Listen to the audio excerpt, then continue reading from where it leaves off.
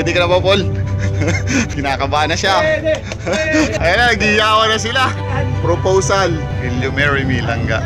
Sino ba ang hindi kikiligin sa pampelikulang marriage proposal na ito na ginawa sa gitna ng dalawang nagkasalubong na barko?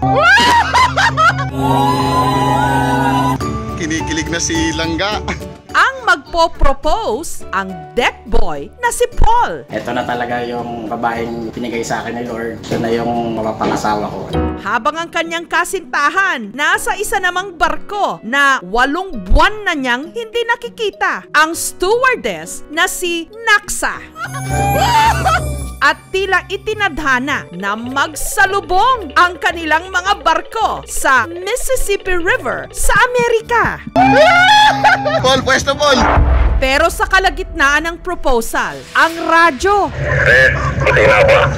biglang nawalan ng signal.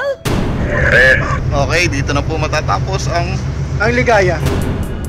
Hindi nag-connect yung radyo namin parehas nung time na yon. Kaya hindi ko rin nalaman yung sagot niya. Hindi po alam yung sagot. Wala na! Ano kaya ang naging sagot ng dalaga?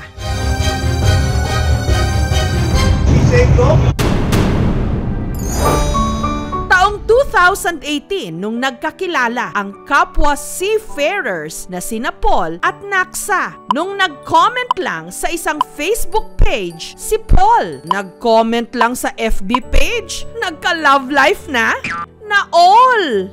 Dito nila napagtanto na sa iisang kumpanya rin pala sila magkakatrabaho. Nagkagusto agad ako sa kanya. Pag nagre-report, nandun din siya, nakabantay. Na-set up yung first date namin. Hindi talaga ako tumitigil sa pangungulit. 4 years siya naging single. Siyempre, nagpipray siya kay Lord na bigyan na rin siya ng girlfriend. Siyempre, hindi ko naman ipapahiya si Lord. Pero sa magkahiwalay na cruise ship pala sila sasampa. Bigat ng feeling na naglalakad ka sa may departure area. Iyak na ako. Malungkot na kami. Pero nag-usap kami na walang iwanan, sir, na kahit anong mangyari. Tanaw pa rin kita, sinta. Kay layo may nagniningning, mistula kang tala.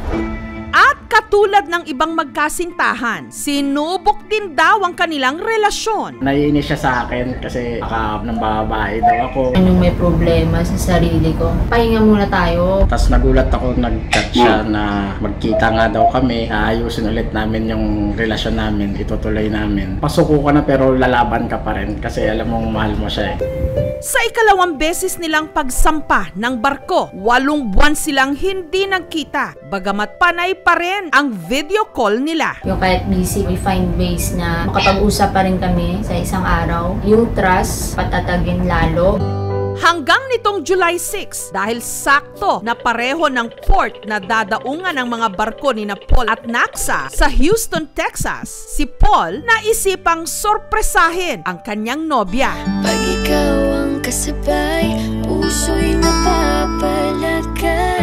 Sumampa si Paul sa bridge wing ng barko habang may hawak-hawak na placard kung saan nakasulat ang kanyang mensahe kay Naxa. Okay, sarap sa ilalim ng kalawakan. I love you, So near yet so far. Gusto ko nang talunin yung dagat para lang yakapin siya. Yung wala kang magawa pero titigan lang siya hanggang lumayo kami. Lahat ng pagpagpag kami sa pawi dahil nakita ko siya. At makalipas lang ang 2 linggo, sinabihan sila ng kani-kanilang mga kapitan na muling magsasalubong ang kanilang mga barko habang binabagtas naman ang Mississippi River. Sinabi ko na rin kay Paul na mag-ready ka na at kailangan na ipakita mo sa minamahal mo kung gaano mo siya kamahal. I love you too. I miss you, Em. Sabi ni Kapitan, babawi tayo sa kanila kasi placards sila nung dumaan tayo. Si Kapitan, nagpagawa ng placards. Malakas yung ulan noon sa Mississippi River. 30 minutes before kami dumaan doon sa barko nila, biglang tumigil yung ulan. Sa napakalaking mundo, napakalawak na dagat. Napaka-unusual talaga na binigay sa amin ni Lord yung time na yun. Paul, pwesto, Paul! Pero Pero hindi lang pala basta-basta makikita ni Naksa si Paul. Dahil makalipas ang 2 taon nilang relasyon, magpo-propose na rin ito sa kanya ng kasal. Ayan na, proposal na sila. Kabado. Ang marriage proposal, i-Facebook live pa ni Paul. Will you marry me, Langga? 8 buwan nang hindi nagkikita ang kapwa seafarers at magkasintahang sina Paul at Naksa. Paul, pwesto Paul. Kaya't sa pambihirang pagsasalubong ng kani-kanilang mga barko sa Mississippi River sa Amerika, si Paul nagdesisyon ng mag-propose. Ayan na, proposal na sila. Pero sa kalagitnaan ng kanyang marriage proposal, nawalan ng signal ang radyo ng barko ni Naksa. Hindi nag-connect yung radyo namin parehas nung time na yon. Kaya hindi ko rin nalaman yung sagot niya. Napansin ko din yung messenger ko, maraming nag-chat. Yes na nang. Sabi ko, anong yes na nang? Nagulat kami na yung pasabog nila nga na will you marry me yung nakalagay. Nung mga sandaling yon, ito ang hindi narinig ni Paul mula kay Naksa.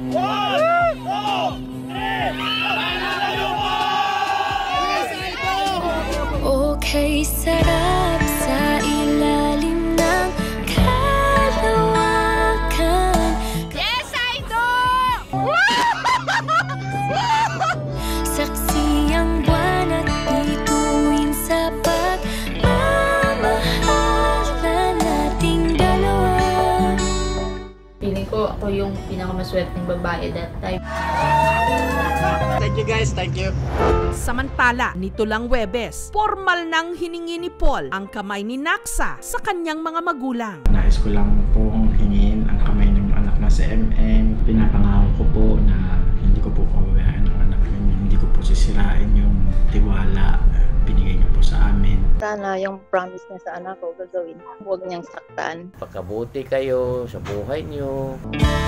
Miss na kita. Lahat ng mga bilin ko, water, pray, and vitamins mo. Huwag mo kakalimutan. Mahal na mahal ko kayo. Paul, I am thankful kay Lord na binigay ka niya. Yung minahal mo ko ng buong buo. Unconditional, kumbaga, yung pagmamahal mo sa akin. Hindi ako magsasawa na mahalin ka. Wala na akong mahihiling pa na iba. I love you.